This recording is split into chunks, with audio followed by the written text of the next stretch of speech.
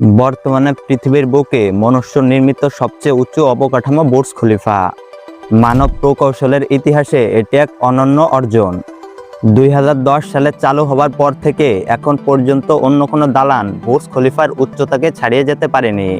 আজকের এই পর্বে আলোচনা করা হবে বর্তমান পৃথিবীর সবচেয়ে উঁচু ভবন বুর্জ খলিফা সম্পর্কে।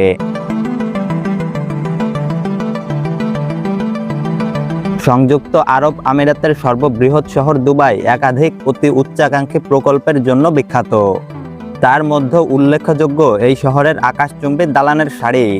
সমগ্র পৃথিবীর দৃষ্টি আকর্ষণ করার জন্য দুবাইয়ের শাসকরা এই শহরে পৃথিবীর সবচেয়ে উঁচু বিল্ডিং তৈরি করার সিদ্ধান্ত গ্রহণ করেন। এর ফলে 2004 সালের জানুয়ারিতে বুর্জ খলিফা নির্মাণের জন্য ভিত্তিপ্রস্তর স্থাপন করা হয়। তারপর মাত্র 6 বছরে অকল্পনীয় চ্যালেঞ্জ মোকাবিলা করে 2010 সালের জানুয়ারিতে ভবনটি ব্যবহারের জন্য উন্মুক্ত করা হয়। নির্মাণ চলাকালীন সময়ে এর নাম বুর্জ দুবাই হিসেবে প্রচার করা হলেও উদ্বোধনের সময় সংযুক্ত আরব আমিরাতের রাষ্ট্রপতি খলিফা বিন জায়েদ আল নাহিয়ানের সম্মানে এর নাম পরিবর্তন করে রাখা হয় বুর্জ খলিফা। পৃথিবীর সবচেয়ে এই উঁচু দালানের উচ্চতা 828 মিটার বা 2717 ফুট। 163 তলা বিশিষ্ট এই ভবন এতটাই উঁচু, এর নিচতলা এবং সর্বোচ্চ তলার মধ্যে তাপমাত্রার পার্থক্য প্রায় 10 ডিগ্রি সেলসিয়াস। বিশাল এই ভবন নির্মাণে খরচ হয়েছে প্রায় $1.5 বিলিয়ন মার্কিন ডলার, যা বাংলাদেশি মুদ্রায় প্রায় 12,500 কোটি টাকার সমান। প্রশ্ন জাগতে পারে, এত উঁচু বিল্ডিং এর কাজটা কি? বুর্জ খলিফা একটি বহুমুখী ভবন।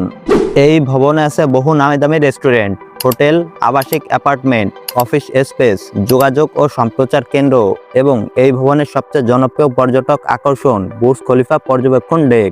পৃথিবীর এই সর্বোচ্চ পর্যবেক্ষণ ডেক থেকে বুর্জ খলিফার চারদিকে 90 কিলোমিটার দূর পর্যন্ত দেখা যায়। একইভাবে 95 কিলোমিটার দূর থেকেও বুর্জ খলিফার সর্বোচ্চ বিন্দুটি চোখে পড়ে। বুর্জ খলিফার নকশা করা হয়েছে হাই ম্যানুকেলিস নামের একটি ফুলের আদলে। ধীরে ধীরে উপরে ওঠার সাথে সাথে এর এক একটি পাপড়ির দৈর্ঘ্য কমে এসেছে। ভবনটিতে রয়েছে 3টি আলাদা প্রবেশপথ। একটি প্রবেশপথ আবাসিক ফ্লোরগুলোর জন্য, আরেকটি হোটেলে যাওয়ার জন্য এবং অন্যটি বিভিন্ন অফিসের। এর ভেতরে আছে 1000-এর বেশি বিলাসবহুল আবাসিক অ্যাপার্টমেন্ট। 43 তলা এবং 76 তলায় আছে সুইমিং পুল।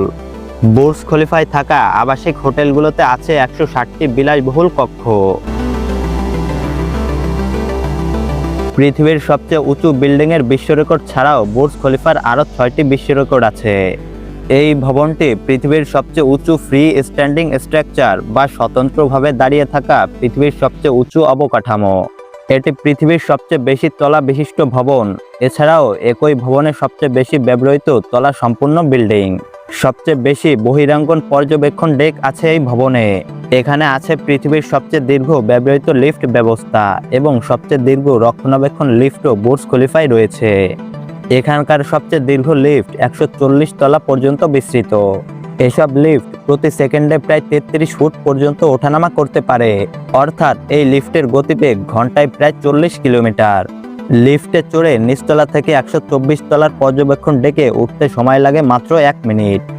এত দীর্ঘ লিফট থাকাটা অস্বাভাবিকও নয়, কারণ উচ্চতার দিক থেকে বুর্জ খলিফা আইফেল টাওয়ারের প্রায় 3 গুণ এবং এম্পায়ার স্টেট বিল্ডিং এর প্রায় 2 গুণ। বুর্জ খলিফা নির্মাণ করতে 1,10,000 টন কংক্রিট এবং 55,000 টন স্টিল দরকার হয়েছে। এই দালান নির্মাণে ব্যবহৃত কংক্রিটের ওজন প্রায় 1 লক্ষ হাতির ওজনের সমান।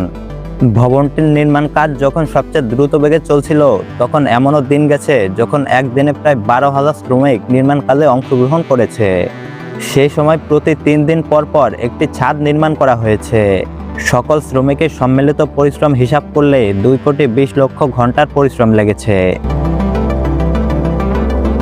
বুর্জ খলিফার মতো সুউচ্চ আকাশচুম্বী অট্টালিকা তৈরি করা হয় টিউব স্ট্রাকচার নামের একটি পদ্ধতিতে।